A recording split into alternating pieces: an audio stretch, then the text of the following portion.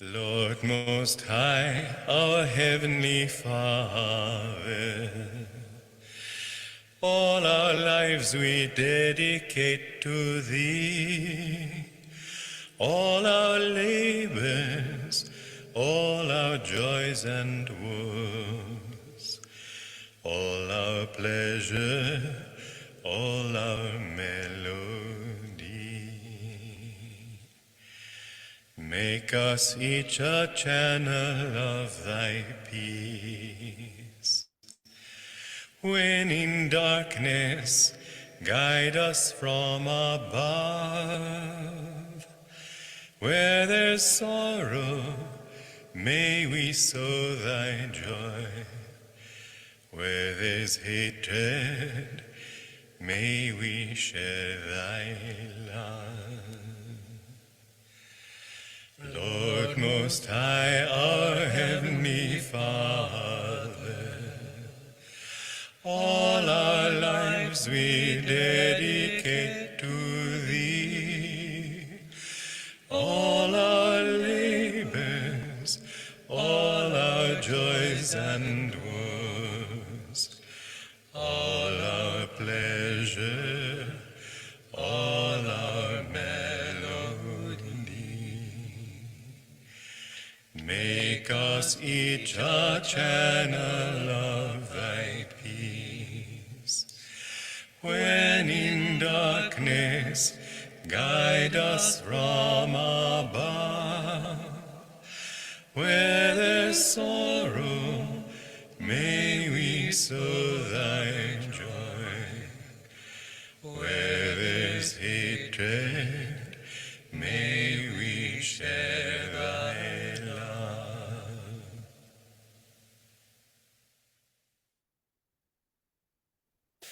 And so the only joy that you can attain is by absolutely giving yourself up to that will. You have nothing to stand on when you say, I want to express myself. But you find suddenly you've got the whole universe to stand on when you express His will. And that's that beautiful story in the Indian scriptures of God who, they're all tied up with these very sort of complex myths. And so there was this king of the demons who was given the boon that he couldn't be conquered by anybody, gods or human or demon. And he sort of wound up the contract in such a good way that it seemed as if nothing had happened. And then he began to be a tyrant, and his reign of terror ruled over the three worlds and caused suffering everywhere. And then God, in answer to the prayers of the suffering, manifested Himself as a Brahmin. But as he grew up, he remained very small. He was a dwarf. And this Brahmin came to the court of this king, and everybody was wondering about who this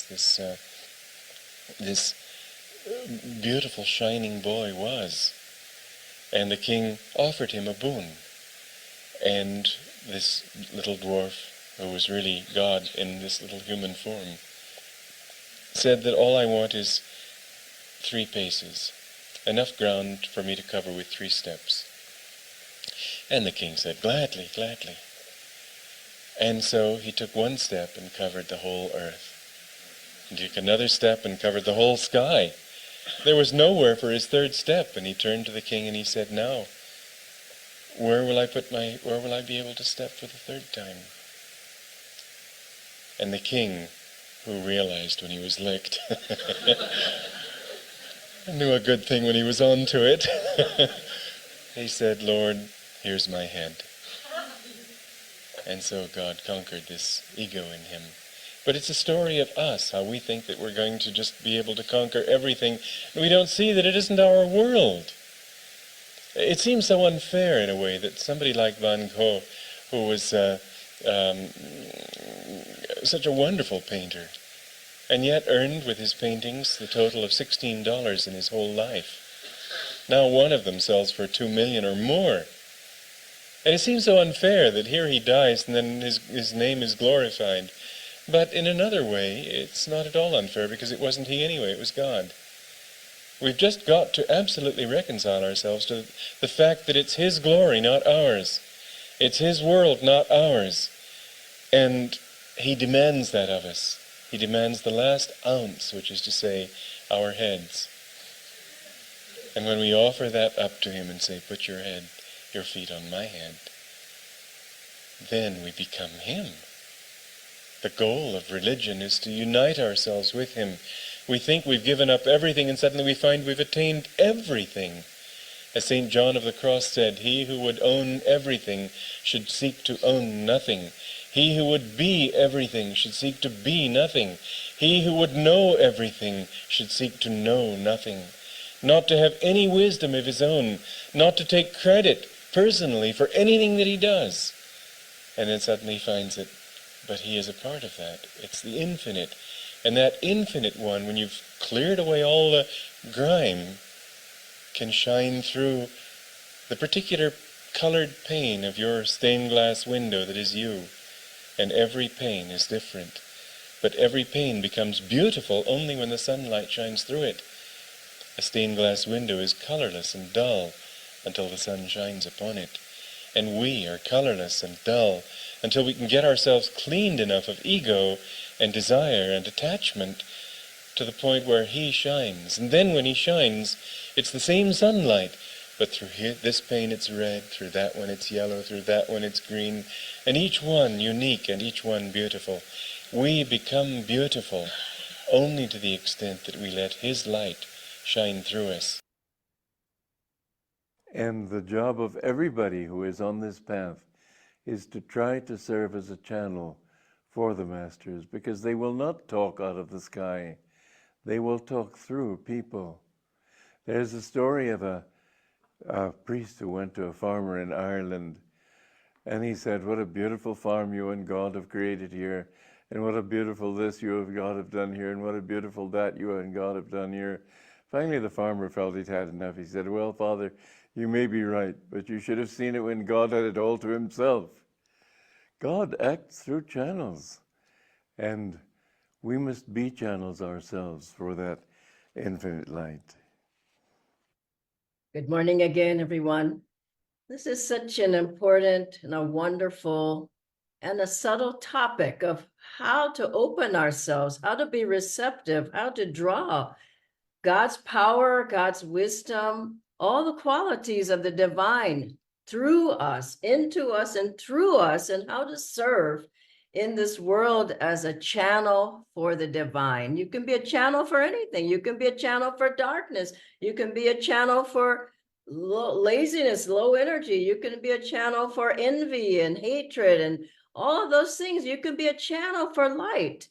And on our path, we've come to cleanse ourselves, to purify ourselves, to uplift ourselves in attunement with light, with God, with the gurus, with their level of consciousness, with their level of energy, with their level of magnetism, so that we can draw that into ourselves. And so this is such an important topic. And when we think about Master, he said, I killed Yogananda long ago. No one, nothing is in this body now but God. And to be in tune with me, serve my work, to be able to draw from me, serve my work. And of course, these are Master's words. The channel is blessed by what flows through it. It's an essential part of the path. And when Swamiji came to Master, when he went to Master, he said, I came not for what I can get, but what I can give. And I want to be your disciple, meaning I want to serve. I want to open myself to you. And Master immediately gave him things to do.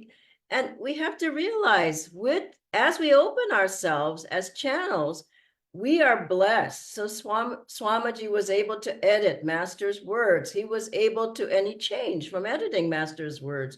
He was able to lecture on Master's behalf, and he changed his consciousness from being able to lecture. He was able to help people. He was able to write. He was able to do so many things for Master. And another wonderful thing is Master helped him to do those things, because he was open. And you have to think he must have been very attuned and very open for Master.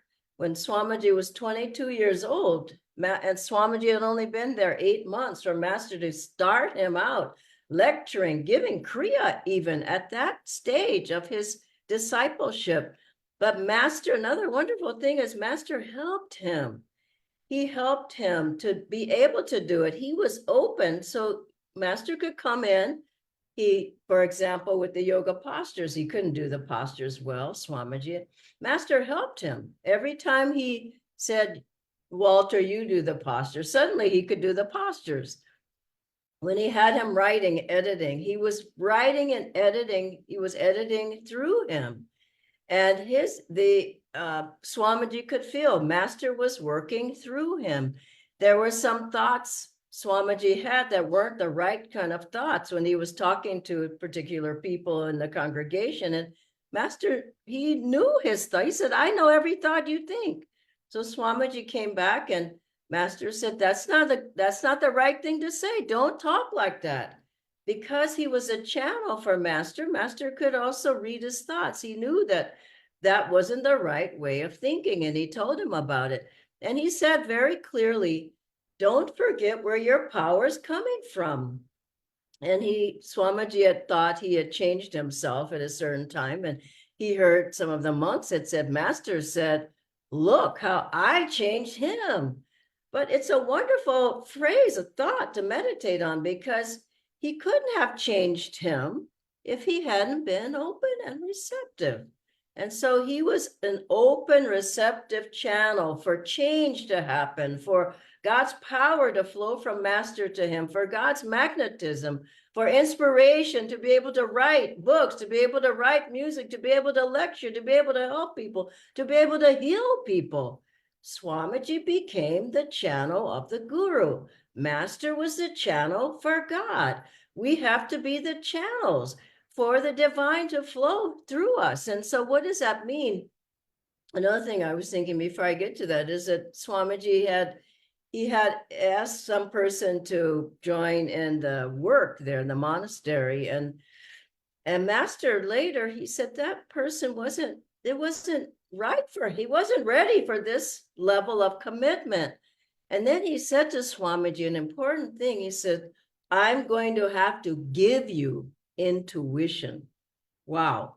He didn't say you're going to have to learn intuition. He said, I'm going to have to give it to you. So you have to realize he's giving us. When thoughts come, high thoughts, inspiration, whatever, he's giving us. We're opening ourselves. And so what does that mean for us? If we're a teacher, we teach better. More ideas come, more inspiration comes, thoughts come, high thoughts come. If you're a painter like Jyotishji, he says that he feels inspired to paint. It's like the thoughts of what to paint, how to paint. And I know others that are in the Sangha that are artists. I'm sure they're tuning, if you're at that level, tuning to a higher level. That Master blesses you, Divine Mother blesses you to how to paint, what to paint. And Jyotishji pointed out, he said, many are nature paintings and many you see Master and Swamiji in the paintings. They come from them. And if you're a musician, then that kind of music will come from the divine into you. All of the things that we do, if you're a yoga teacher, you'll be inspired to be more open as a channel for a yoga teacher. If you're, whatever it is that you're doing, if anything that you're doing, if you're serving, you feel a divine inspiration flowing through you. It's not just you. You sense that writing and composing. As Swamiji would compose 30 songs in a day, and he said, it's just flowing through me. I'm a channel for that music. I'm a channel for the books to come through. 150 books flowed through the channel of Swami Kriyanandaji. All the communities that we have, all the lectures that he gave flowed through him. And so that's an example for us in everything that we're doing to open ourselves to that flow. And then what happens in our lives? Our lives get better. We have maybe better relationships. We perhaps have a better abundance coming to our life. We have more ideas. We have solutions that come. We have people to come to help us. Our health gets better. maybe, maybe not, but at any rate, you feel more strong in yourself. There's a wonderful story of a disciple who, true, that master had him, he had not a very healthy body. He had to kind of roll over off the bed onto the floor to be able to stand up. He had double curvature of the spine, Swamiji said. And master, he didn't pamper people. He put him on a tractor to serve. And the man got more and more strong as he did the guru's work, as he was a channel for master's power, strength to flow through him. And he stayed there. He kept doing that work day by day. And then after a while, someone said, well, gosh, you're not well, are you? And you're not feeling that well. And aren't you ill? And the man started buying into it. And then he just wasn't as strong as he was the day before, because his thoughts were, well, I guess I'm not feeling that well. And he got weaker and weaker. And then he couldn't do the work anymore. You see how the mind works? I mean, who's giving us the strength? Who's giving us the power? Who's giving us the ideas? Who's giving us the inspiration? Master said that the ideas are universally rooted. Thoughts are universally rooted, not individually. Who's giving us the magnetism? Who's giving it to us? Who's allowing us to think and walk and behave and have the right attitudes? Who's doing it? We have to realize it's God.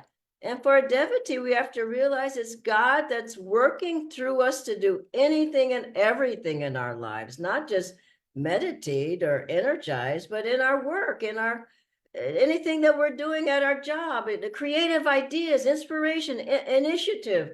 It's all coming because of that attunement with God and gurus. And so anyway, the man got weaker and weaker and weaker till he couldn't do the job anymore, until he was bedridden. And then master said he got him a better room, he got a better bed, whatever it was. He just kept trying to help him. Finally, the man left. He got out of tune. He didn't attune himself to where the power was coming from. So his health deteriorated. And you might think, well, for a master, maybe, master had problems with his legs, or Swamiji had health issues, but they were still very clear channels for God. And so we have to realize that that power is a power that can be channeled through us. And so how do we do it? When we energize, we're channelizing that power of God. It's coming through us. When we do whatever, yoga postures, when we're teaching, when we're helping other people, we have to realize that that's a flow of magnetism that's coming from God and gurus.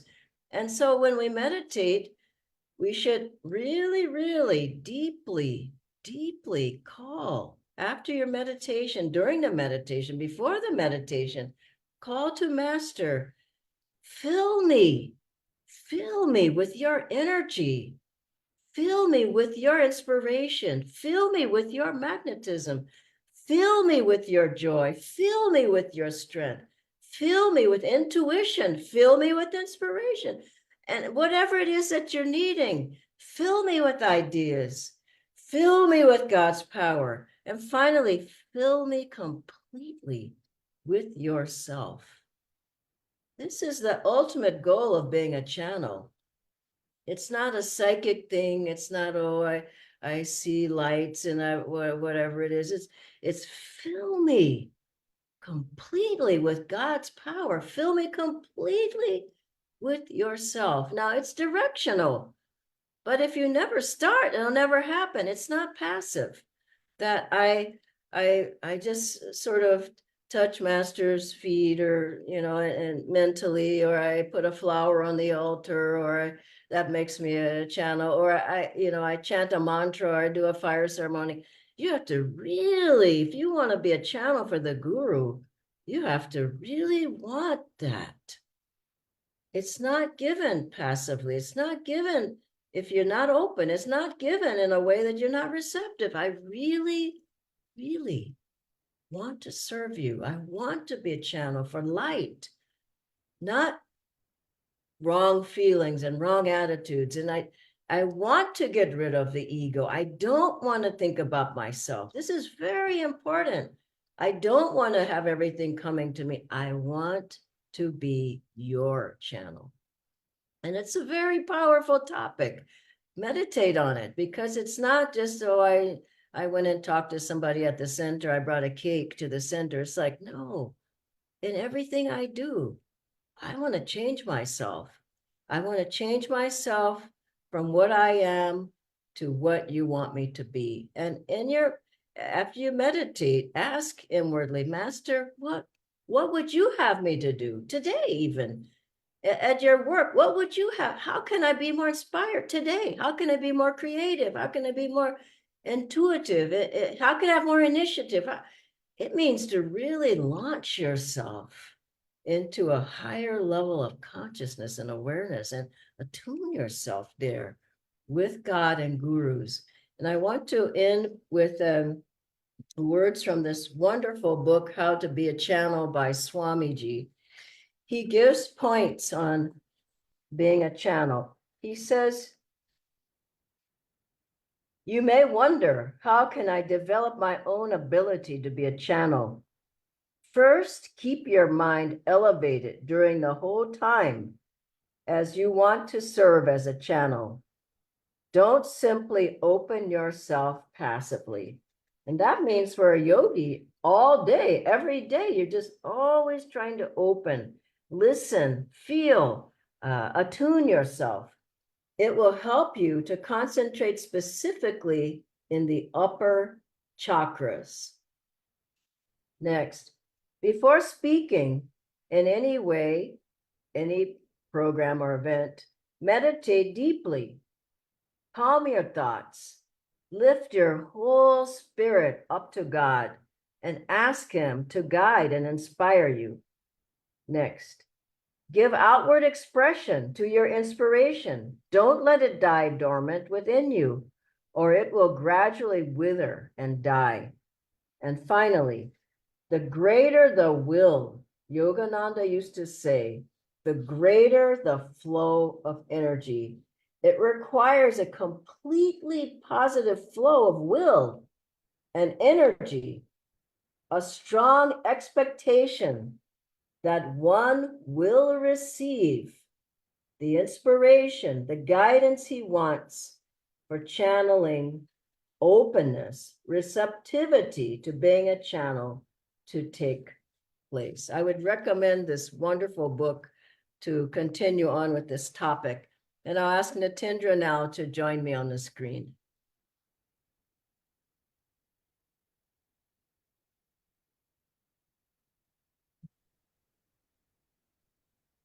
Thank you, Dhyanaji. I'll share the screen first.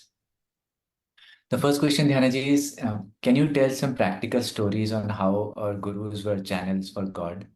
Yeah, the autobiography is full of them, isn't it? You think of Rama raised from the dead. How did Lahiri Mahashaya do that? He was an open channel for God to heal Rama from being dead. That's a huge story. And there's many other stories. There's a master who got his high school diploma. There's a wonderful story of Swami Shri Teswarji with Lahiri Mahashaya. I may have told this story recently, but Swami Shri Teswarji, in his mind, he kept feeling like he was ill and he had lost many pounds. And you remember that story? So his guru helped him. Now, how did that happen? He healed him. He kept coming back. I feel good. No, I feel bad. No, I feel good. No, I feel bad. And the guru, he says, so Swami Shri Teswarji wasn't Swami by then. He says, at that point, he says, you mean if I think I'm well and I gain my weight back, is it so? And his guru says, at this moment it's so. Now, how did that happen? Lahiri Mahashaya was a channel for God's power into the disciple. So what happened? Shri Teswarji gained not just strength, but weight, 50 pounds. 50 pounds in a day? I mean, that's an incredible story. Think about it. I think all you have to do is read and reread the great stories of autobiography of a yogi. I mean, you think of the levitating saint. How did that happen? He was a channel. He just lifted himself. God lifted him up. You think of the Tiger Swami, the disciple, so-called, not he was a disciple, but that man gave him so-called clabbered milk that had poison in it. He overcame it because he was so pure in himself. He just didn't bother him. They all were great masters and in their own right. And they performed many miracles. I mean, I can go on and on, but I think you get the point. And I mean, you look at the Swami Shri Teswarji, who resurrected his body. I mean, gee, how did he do that? I mean, he came back to master in full form. How did Lahiri Mahashaya resurrect his body? You know, look at these stories. They're just saying they were purely channels of the master. I mean, of God, pure channels. They could do anything. There's a wonderful story of master where his disciple, Janaka Swami, I mean, Rajarsi Janakananda, master wanted to go out for a drive. You know this story, Nitendra. And so I think it was in Encinitas. So someone came to tell Rajarsi, master wants to go for a drive. Rajarsi looks outside and he says, good heavens, it's pouring down rain. It's like monsoon time here. Why does he want to go out for a drive? So then he says, well, I'll go. If he wants to go, I'll go. So he puts his coat on. Now, this is what happens. He puts a coat on. He walks out the door. The ground is dry. There's no rain. Sun is shining. Master's standing there. No, it was Oliver Black. And he says, he looks at him and he says, for you, Oliver. I mean, really, they're one with God. And so they're not doing something different. They are one with God. No? Okay, next, you have another question? Yes, Dhyanaji. After a while, there's a live question. When we receive appreciation for our artwork, how can we prevent our ego saying out loudly that this is my Offer artwork? to God, everything offered to God, every thought, every book you write, every painting you write, you make, everything you do, you just, as I said, it's directional. But someone gives you a gift, put it on the altar, offer to God. You have, I mean, does it make sense to you? I mean, so many thoughts come in my mind. I just know they're not my thoughts. Where did that come from? I didn't come up with that. And so in your artwork, as you do it, just say, Divine Mother, I've painted this for you. Anything that you do, you write a piece of music, Divine Mother, I give it, you play a piece, Divine Mother, I give this to you. Divine Mother, you give a lecture, you're a dancer, you whatever, Divine Mother, I offer to you, and offer before, offer during, and offer after, I would say. Whenever you start painting, before, do a prayer, Master, Divine Mother, I'm not doing this for myself. I'm doing this for you, and I offer it to you. No, doesn't it make sense? It's so much better than, wow, look what I did. I'm a great painter. I'm also a great singer and a musician. And another interesting thing is Swamiji never called himself, I remember one man who came and said he was a composer, but he was completely egoic about it. I write, I have to write, I have to write, and I have to. And Swamiji said, if I never wrote another song, I'd be so happy. Do you see? So don't get in the habit of, no, I'm a musician. I'm a teacher. I hear this one a lot. Oh, I am.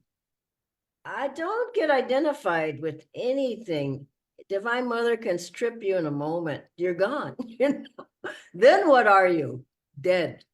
I mean, that's the point.